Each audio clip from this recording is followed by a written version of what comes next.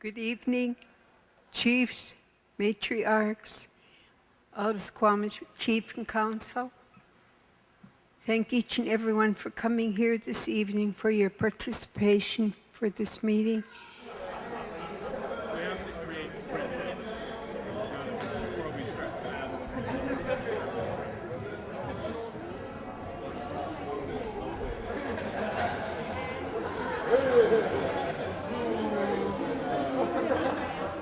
Hoichika. I'd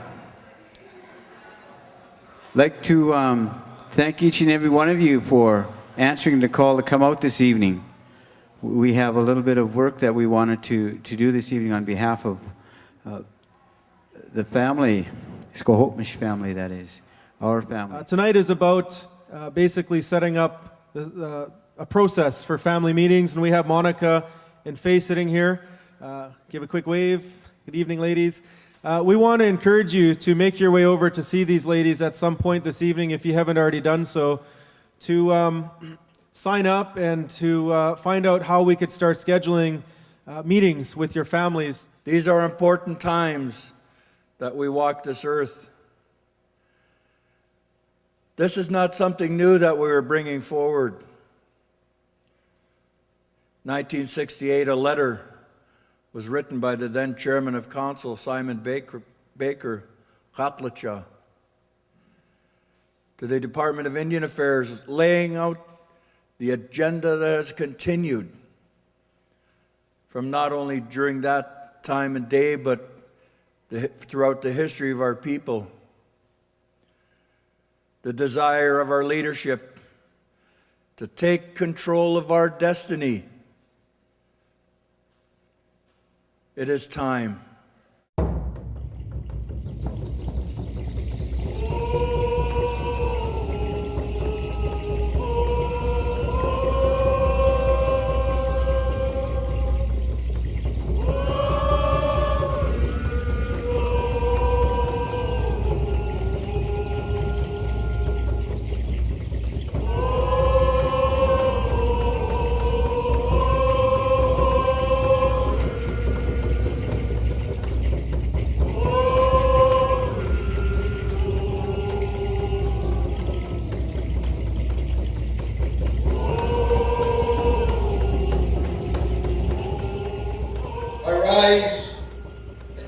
Stand before you to speak on behalf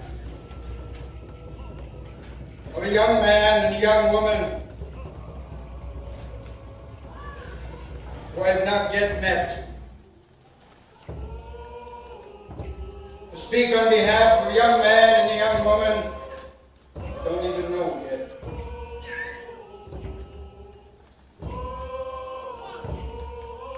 I stand here before you to speak on behalf of my unborn grandson and my unborn granddaughter.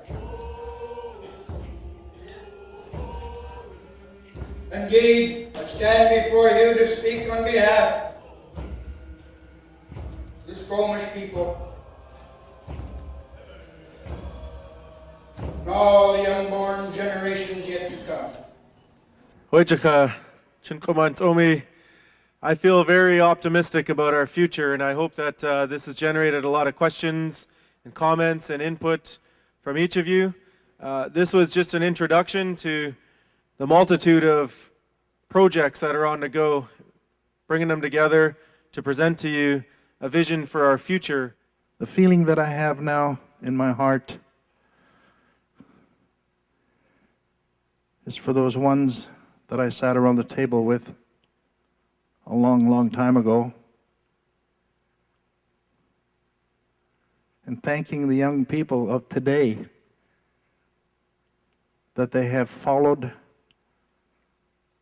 the vision, the plan. To move forward, and we have to capture something in our way for our younger people that are coming behind us.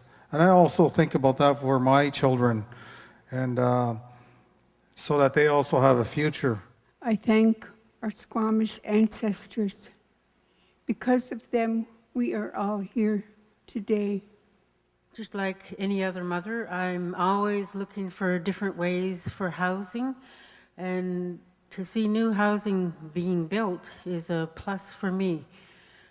Because the last few years I had a lot of thinking to do, because when you start having trouble with your health, you wonder what's going to happen to your children and grandchildren, and how long will it be before they get a house, because I don't have a house yet. So I really want to see a lot of work, good work that you're doing already, but I want to see it happen fast. I'm glad to see all the work that's being done and all the voices that are being heard tonight, and the opportunity to bring people together, the opportunity for all of us to take that step and come forward as you would like to see the people do. And I will share what I seen tonight with others. I was surprised to see my son in there when he was only like 10 or 11 years old, singing in the longhouse, and how far we've come since that day. There's a sacred song they sang, and we still sing that song today. And it just fills my heart when I hear that song, because I know they sang that song to the king and queen of the day, of the past, fighting for our rights of the day in 1906. And I look at the Seymour Dam and the Capilano Dam, and I think about the Chiakamish Dam here. If those dams break, guess who's in harm's way? Where do you guys live? You live under and below those dams. Oceans are going to be rising. So when I look at these lands that are in the higher mountains, way up above the 200-year floodplain, that's a good thing. We as families are going to have to talk to each other, talk to our chiefs' councils to let them know what we want our future to look like. Because it is for our grandchildren. It is for our great-grandchildren. That we're talking about housing, we're talking about the future of our children, we're talking about medicinal plants, we're talking about our ancient culture, our language. That's thriving today. You know, like our young ones are learning it in the little ones. Our passion is for our future. It's our passion for our children, to make sure that strength is there, and that they always can call upon something like our ancestors did for us. When I look at that timeline, it's such an awesome timeline, you know, and that we all can look at it and be proud of our ancestors that have laid that path for us. And today, our young ones, my cousin Harold and his son and others that have come forward and helped us to put together these tools that we're going to be needing in the future. And also the councils and the many elders, you know, the many elders that have participated over the years. We have been here, we have worked with nature, we've showed our respect. We still have that love for the land that our ancestors felt. And the land is still taking care of us. Our higher power is still taking care of us.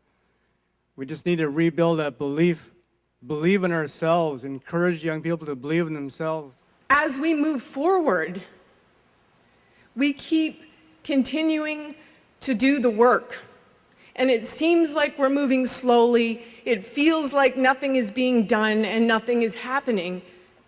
But if you look at that timeline, and you look at the footage and listen to those words that those leaders say, we are doing it, and we are moving forward.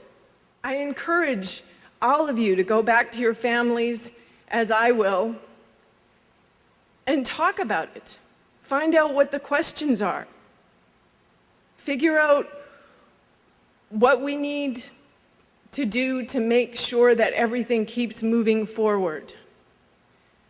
Because we have a clear connection to our past. That's clear. Look at the wall. Listen to the words. We know who we are and where we come from. That's a gift we have.